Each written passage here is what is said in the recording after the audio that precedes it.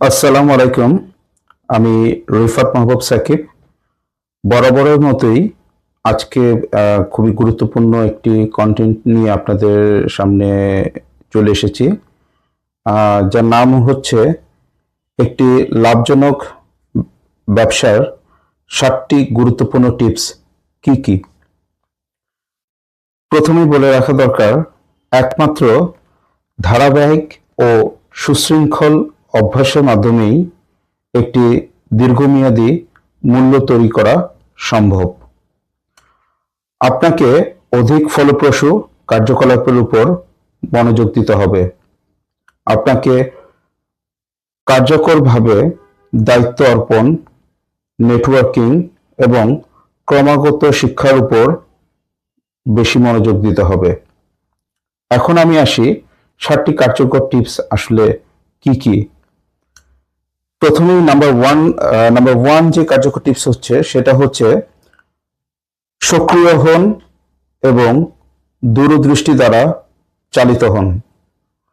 অর্থাৎ শেষ পরিণতির কথা চিন্তা করে কাজ শুরু করতে হবে, স্মার্ট লক্ষ্য নির্ধারণ করতে হবে।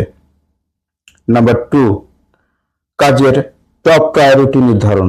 অর্থাৎ কোন কাজটি আগে করবেন, কোন কাজটি পরে করবেন, কোনটি বেশি ইম্পর্টেন্স অনুযায়ী কাজগুলোকে গুরুত্ব দিয়ে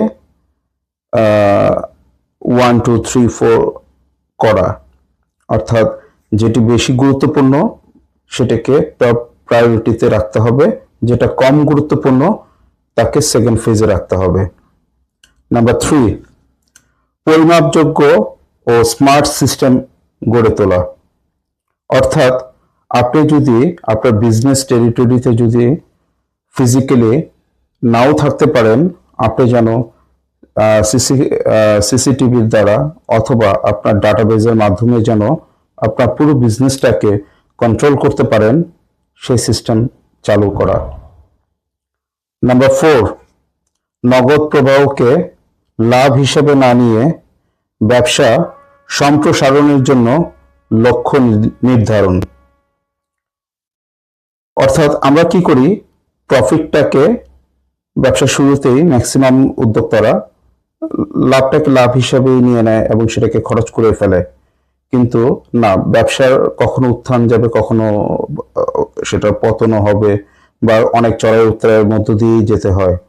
তো লাভটাকে আসলে লাভ হিসেবে না রেখে সেটাকে যদি বিজনেস সম্প্রসারণের দিকে যদি কাজে লাগানো যায়, তাহলে বিজনেসটা বড় হবে এবং আপৎকালীন সময়ে বা আপনার ক্রাইসিস মোমেন্টে এই নগদ প্রবাহটা বিজনেসের জন্য আপনার খুবই কাজে লাগবে। নাম্বার 5, দল গঠন ও সঠিক দায়িত্ব অর্পণ।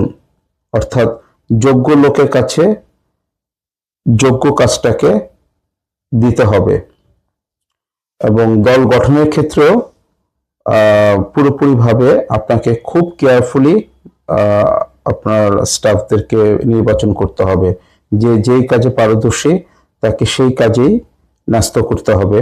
তাদেরকে কন্টিনিউয়াস ট্রেনিং প্রসেসের মধ্যে রাখতে হবে। তাদের মনও কিন্তু খুব ভালো রাখতে হবে, চাঙ্গা রাখতে হবে। তাদেরকে তারা যেন কাজটাকে যেন ওন করে, সেই ফ্রিডম বা প্রায়োরিটিটাও কিন্তু দিতে হবে। না হলে কিন্তু ব্যবসা যে কোনো সময় কিন্তু পড়ে যেতে পারে। অর্থাৎ এমপ্লয়িরা যেন আপনার ব্যবসাটাকে যেন ওন করে, সেটা বন্দোবস্ত করতে হবে। নাম্বার 6, সেটা হচ্ছে সঠিক ও বাস্তবসম্মত মূল্য নির্ধারণ। অর্থাৎ ব্যবসায় আমাদের দেশে যেটা হয় বা বিশ্বের বিভিন্ন দেশেই প্রোডাক্টের মান হওয়া উচিত, ধরে নিলাম 100 টাকা, সেটাকে নির্ধারণ করে দেওয়া হলো 200 টাকা। তো এটা তো আসলে গ্রহণযোগ্য না। আজকাল কনজিউমার যারা, তারা কিন্তু অনেক স্মার্ট। তারা কিন্তু অনেক কিছু বিবেচনা করে আপনার একই প্রোডাক্টের অন্য কোম্পানি কি প্রাইস রাখছে সেগুলো দেখেও কিন্তু পণ্যটা কিন্তু নির্বাচন করে থাকে। তো সেই ক্ষেত্রে গ্রহণযোগ্য মূল্য নির্ধারণ রাখাটাই আপনার জন্য শ্রেয়।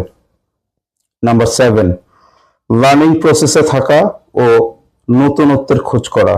অর্থাৎ ব্যবসায় কখনো এক সিস্টেমে না চলে সবসময় নতুন কিছু তৈরি করতে হবে, ব্যবসার মধ্যে নতুনত্বের ছোঁয়া রাখতে হবে আর নিজেকে আপডেটেড রাখতে হবে। সেই কারণেই লার্নিং প্রসেসে থাকাটা খুব জরুরি।